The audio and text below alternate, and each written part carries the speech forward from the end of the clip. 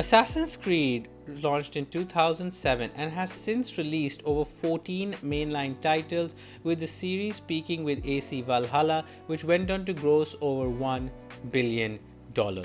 Controversies, including poor leadership and sexism, as well as strange design choices, have left the series with an identity crisis. This is an examination of how Assassin's Creed became a billion-dollar franchise and in the process lost its soul. Welcome to Imagine Kush, where gaming gets real, deep, and just a little obsessed. If you're new here and are into Assassin's Creed games, action-adventure games, or RPGs in general, consider subscribing and enable notifications so that you never miss out on new content. Assassin's Creed evolved from Prince of Persia, as Ubisoft wanted a more open-world experience without a central prince character. That idea evolved into the first AC game, which went released in 2007. The game emphasized linear storytelling within a historical narrative set in a richly detailed open world. Core gameplay revolved around fluid parkour movements and a strong focus on stealth, including the innovative use of social stealth mechanics. These elements, linear storytelling, open world exploration, parkour, stealth, and social stealth, became the defining pillars of the franchise up until 2015, with each new entry refining and expanding upon the formula. Between 2009 and 2013, the series hit its golden age.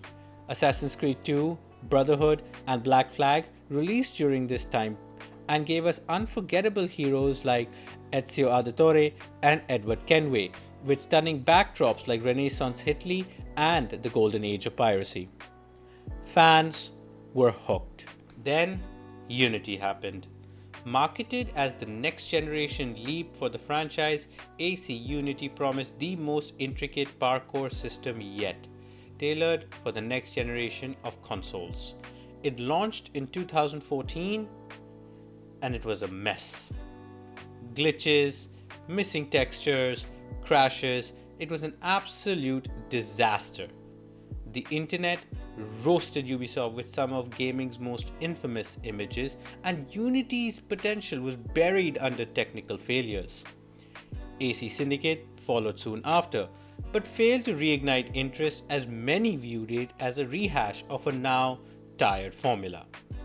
The writing was on the wall. Innovate or die. And innovate they did. In 2017, AC Origins marked a major shift in game design philosophy. Inspired by the successes of RPGs like The Witcher 3, Ubisoft redefined the core tenets of the series, shifting from linear storytelling to open-ended RPG narratives, from stealth-based combat to hitbox mechanics, from parkour-driven traversal to broader exploration, often on horseback. Grounded historical storytelling gave way to mythical and fantastical elements. Critics, however, praised Origins for shedding outdated gameplay mechanics and embracing a fresh direction. It seemed Ubisoft's gamble had paid off. Odyssey and Valhalla built on this formula. Drawing inspiration from the live service model, these games featured massive maps filled with treasure, bandit camps, and seasonal expansions. AC Valhalla, for instance, received new content until February 2023, nearly 3 years after its initial release. However, this shift came at a cost.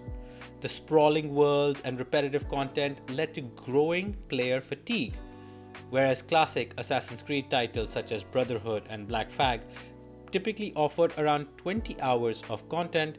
The new RPG-style entries like Odyssey and Valhalla often stretched well beyond 100 hours, and that wasn't even accounting for completionist runs. Ubisoft didn't stop with Assassin's Creed. The RPG formula became synonymous with other titles such as Far Cry, Avatar: Frontiers of Pandora, and Star Wars Outlaws. Development costs soared, and in an attempt to stay profitable, Ubisoft leaned heavily into microtransactions. Cosmetics, currency, even XP boosters. Yes, boosters that shorten your playtime for the game you bought.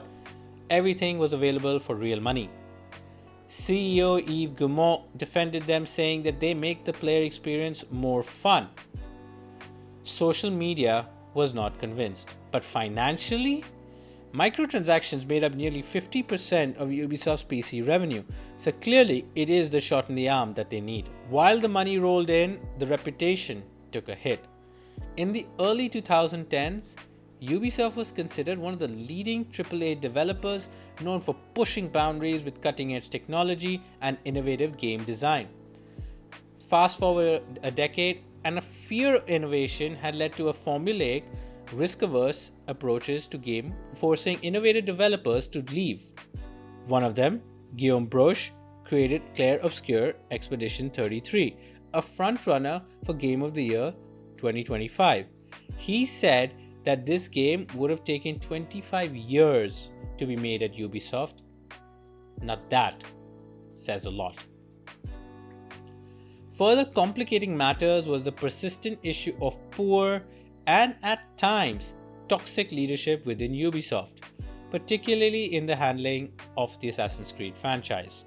Since 2014, the series has faced repeated criticism over sexism and gender misrepresentation. AC Unity drew backlash for excluding playable female characters, with developers claiming that adding them would double animation costs and it wasn't worth the effort. This sparked widespread outrage, with the hashtag "Women are too hard to animate" trending as the industry condemned the flimsy excuse. Creative decisions under then Chief Creative Officer Sergei Haskoet further fueled controversy. Haskoet reportedly pushed for male protagonists, stating that women don't sell. This mindset influenced several titles. 2015's AC Syndicate was meant to equally feature twin protagonists Jacob and Evie Fry, but the final game heavily favored Jacob. In 2017's Origins, Aya was originally intended to be the lead, but the role was shifted to Bayek midway through development.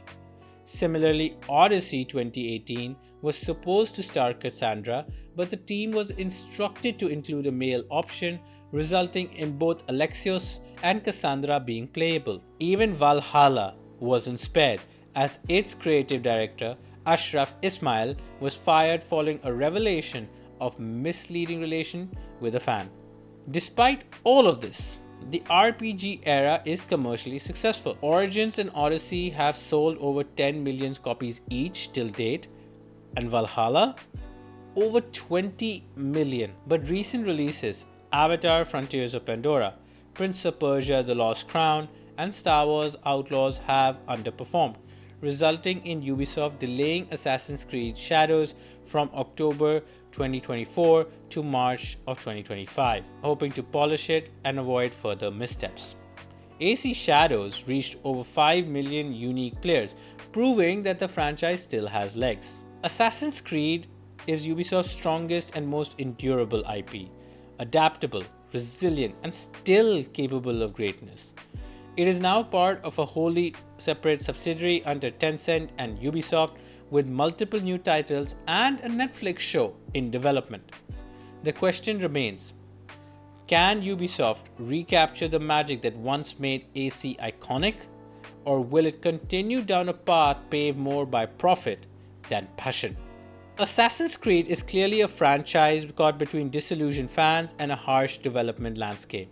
What began as a bold evolution of Prince of Persia became a cultural phenomena defined by stealth, history, and unforgettable characters. But in chasing trends, profit, and scale, Ubisoft traded soul for scope. The shift to RPG mechanics, the rise of microtransactions, and a string of leadership controversies have left many fans accepting that with Ubisoft and Assassin's Creed, nothing is true and everything is permitted. Well, that's all from me for today. Let me know in the comments if you think Assassin's Creed has lost its soul. Do you still consider yourself an Assassin's Creed fan? Like and comment and subscribe and enable notifications so that you constantly get reminded for new videos. Thanks, and I'll see you in the next one.